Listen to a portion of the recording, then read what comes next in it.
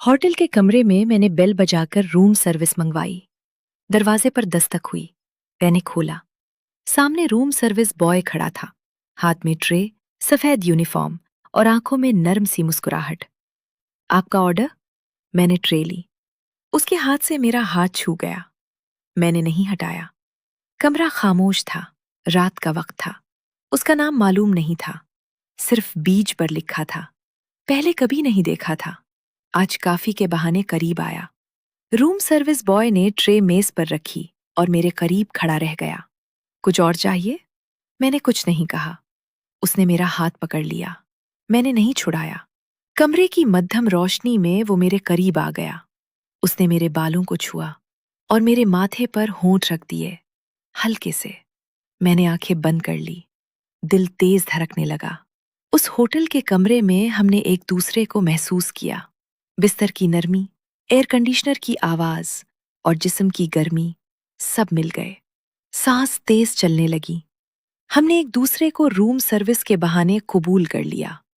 बाहर कॉरिडोर खामोश था। अंदर सिर्फ हमारी सांसों का मेलाद था। कपड़े अधूरे रह गए। वक्त का पता नहीं चला। जब अलग हुए तो उसने मेरा हाथ दबाया और ट्रे उठा ली। अब कुछ और? मैंने सर हिलाया। वो निकल गया। मैंने दरवाजा बंद किया। जिस्म की गर्मी अब भी मौजूद थी। अगली रात फिर रूम सर्विस मंगवाई। गुर्बत बढ़ती गई। शिद्दत गुज़श्ता बार से ज्यादा हो गई। सांस भारी होने लगी। कई रातें ऐसी गुजरी, कभी काफी के बहाने, कभी खाने के। हर बार कमरे में मुलाकात, कभी सिर्फ लम्स, कभी बोसा, कभी मुकम्मल तौर पर एक दूसरे के करीब हो जाना। मैं जानती थी ये रूम सर्विस बॉय, मगर होटल की दीवारों ने सब छुपा लिया। एक दिन उसने बताया कि उसे दूसरे होटल में भेज दिया गया है। वो जा रहा है। मैंने सिर्फ ट्रे की तरफ देखा। आखिरी रात हमने कमरे में आखिरी बार एक दूसरे को महसूस किया। शिद्दत ज्यादा थी।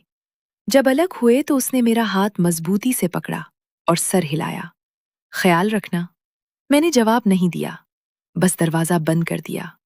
अगले दिन नया बॉय आ गया। अब मैं कभी कभार होटल जाती हूँ। पुराना कमरा खाली लगता है।